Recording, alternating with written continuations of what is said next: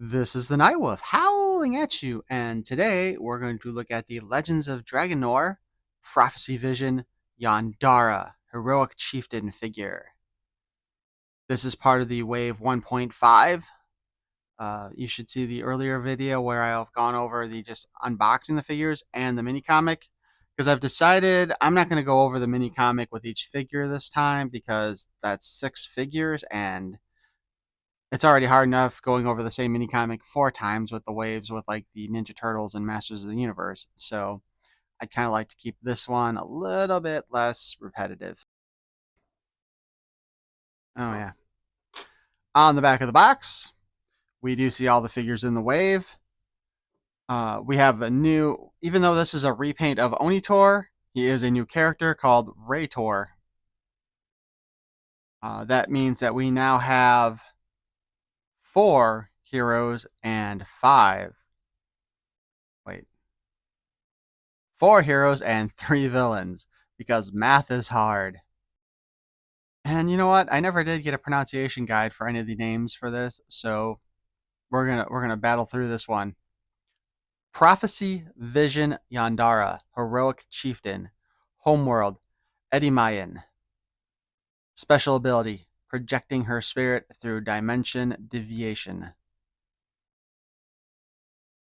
Weapon of choice, Staff of Divination. The first time Yondara appeared to Barbaro, he woke up sweating and panting in the middle of the night. The vision started as an indistinct image and a distant voice, but the apparition slowly became more defined. She looked like a goddess made of crystal, shimmering in ethereal light. Her voice was sweet and calm, but austere, and her words full of a sense of impending danger. Soon the message became clear. From another world, Yondara, whose powers allowed her to project her spirit through distant dimensions, was calling for his help. So, of course, as this wave, we do have Glacier Mission Barbaro, Prophecy Vision Yondara, Fire Fury Karem, Dark Magic Apprentice Oskuro, Night Hunter Pantera, and Raytor, with no additional information put with him. Now, just a reminder, the Legends of Dragonore are actually doing really high quality packaging. This plastic is a lot thicker than anything else that's being used for toys right now.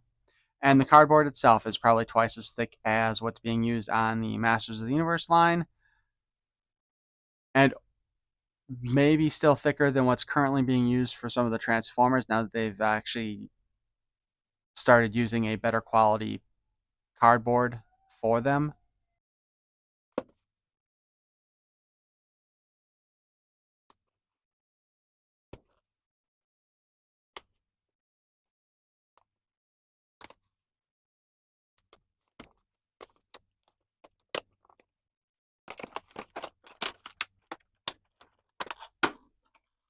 Oh, that's ugly.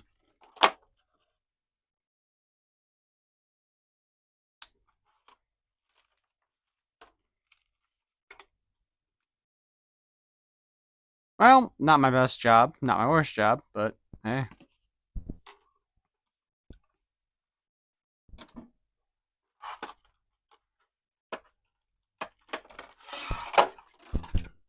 Oh yeah, forgot. They also have the little sheet that goes on the front of here to help hold her in place. Yeah, they definitely go all out with the packaging. I'm not sure how much more that actually increases the cost of the figures. But as I was saying before, I don't know how good of a look we'll be able to get between these two things. But I think you can probably see the difference in the thickness of the plastic being used between. This is from a Masters of the WWE figure, so same as the Motu stuff right now. But yeah, at least for me, I can definitely see this. The stuff for Dragonore is definitely probably at least twice as thick.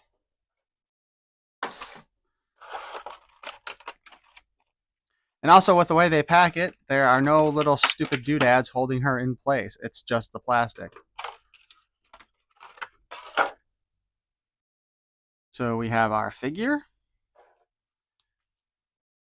we have our mini comic, and there's something else in there with it. So let's go ahead and take a look.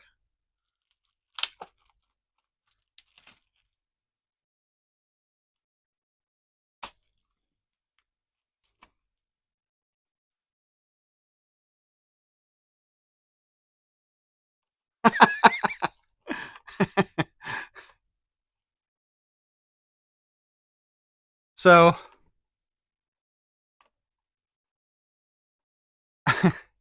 I don't know if I can take credit for this or not, but when I did the reviews for the first wave of these, all the paint and the plastic was so stuck together I couldn't get anything to turn, so I didn't realize that so much of this was articulated and that it came apart like this. And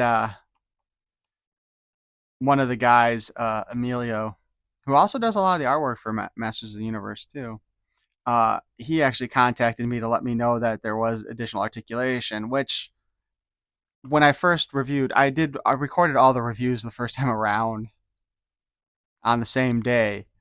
So it was as I went and started playing with the figures more that I started noticing it.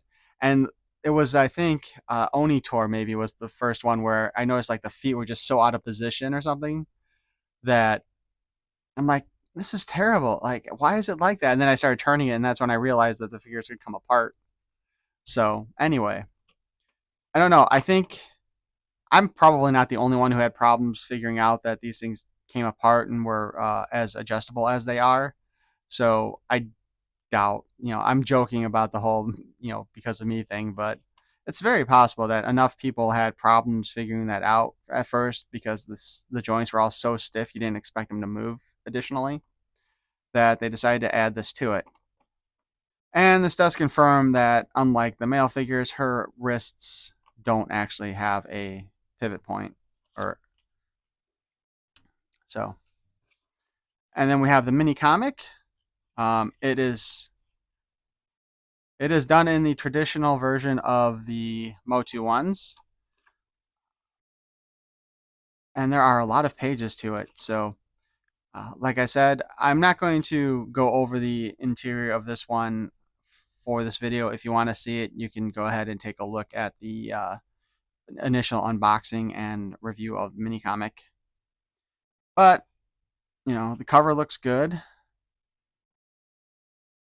Does it say who actually? Yeah, so it was Emilio Santalucia, and please forgive me if I pronounced your name wrong if you watch this video. He's the one who contacted me through comments about the articulation and stuff that I missed, and some of the other issues. So far, though, I do like this line of figures. But okay, so these, well, we'll go over more of that stuff. That's never mind. So anyway, we do get to see though that it does give us our wave here of Glacier Mission Barbaro, Prophecy Vision Yondara, Fire Fury Karem, Dark Apprentice Oskuro, Radior, and Raytor. Not Radiator. Night Hunter Pantera. So anyway, yeah, go check out my other video for the comic information. She comes with additional equipment. Ooh, and look, they used a zipper bag this time. Or did they? I don't remember if they did that last time.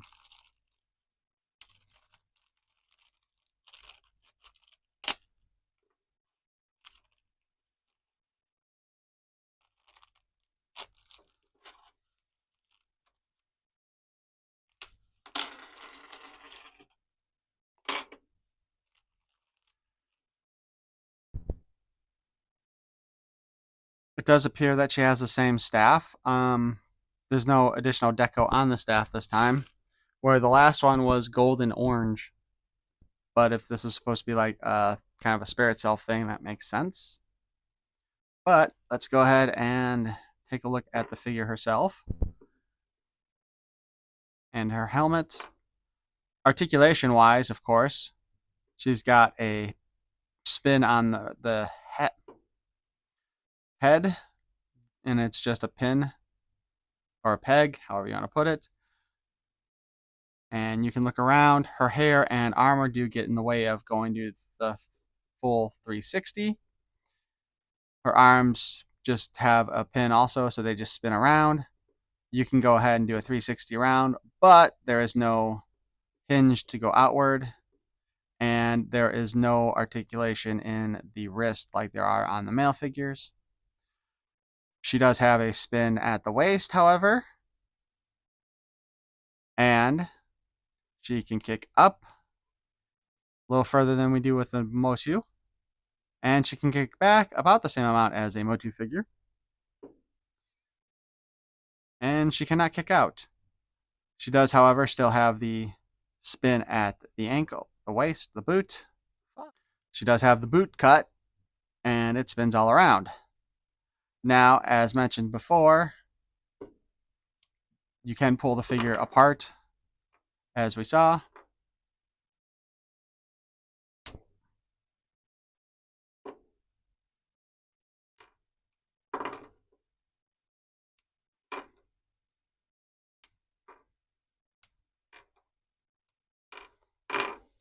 And we can technically build our own monstrosity out of this if we want.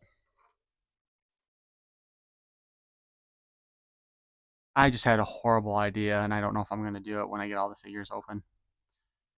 But as you can see, the legs, arm, head, they're all in clear. It does appear as if the hair is a separate plastic from the head in order to get that blue look. So the hair is probably in the same plastic as the equipment here, which is actually a different color than the staff. Oh, that's interesting, actually.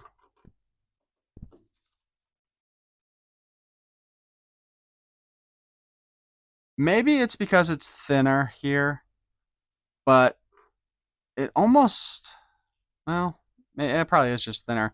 I was thinking maybe this was the same color as the um, harness, and then that was the same color as the helmet. But I suppose it probably is just that this is a thinner bit, so it looked like that. Head sculpt looks pretty good. I like the pinkish lipstick on her. Looks like her eyes have blue pupils, or blue and black. And I know it's difficult to do anything with these clear parts for filming, but, you know, I think she looks nice. They did paint over the body for her little collar and her fur vest. And if you are wondering why she is probably my favorite character in this line so far, or if you're sitting there thinking, I bet the only reason why he really likes this character is because she's a barbarian chick in a bikini, fur bikini, you would be correct. That is the reason why I like her so far.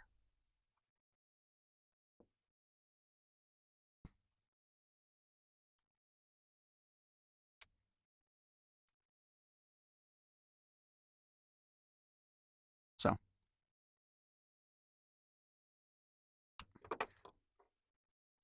although she does have, her costume does have a tab and a hole for putting the back part on there. Whenever you can take the waist off of a figure, I find it to be the best way to actually put that on. However, it does look like we will have to remove the head if we want to get that over it. So,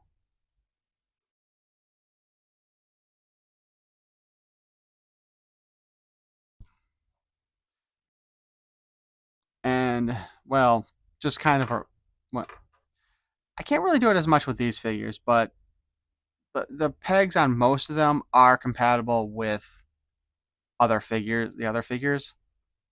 Although her arms and her head have a smaller one.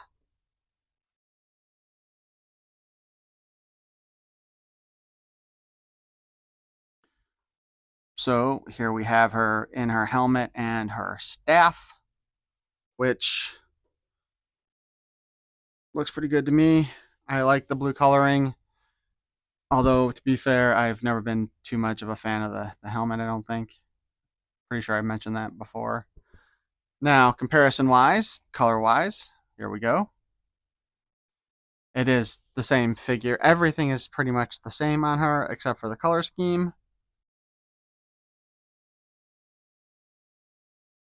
Same staff. I do think it would have been kind of nice if they painted, even if they went with the same pink as her lips, it would have been good if they'd painted the jewels, I think, on there.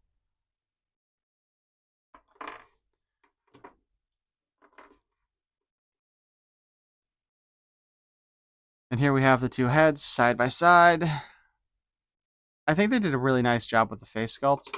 And of course, if we want, we can swap the heads out.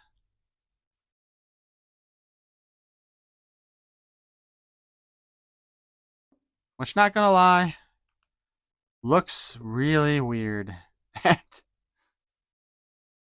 You can see that is kind of messed up looking right there with the color peg inside her face. That just looks messed up. So anyway,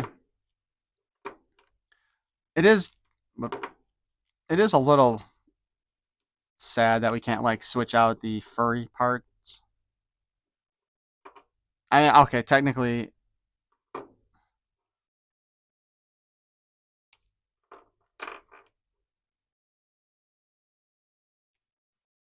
if we want.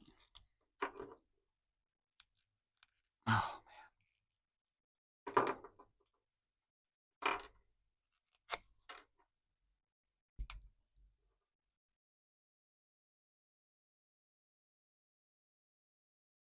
I mean, we could have made her into a pink, given her a pink furry outfit if we wanted, except for since the top here is just a paint job over the body. Unfortunately, we can't give her a full pink makeover.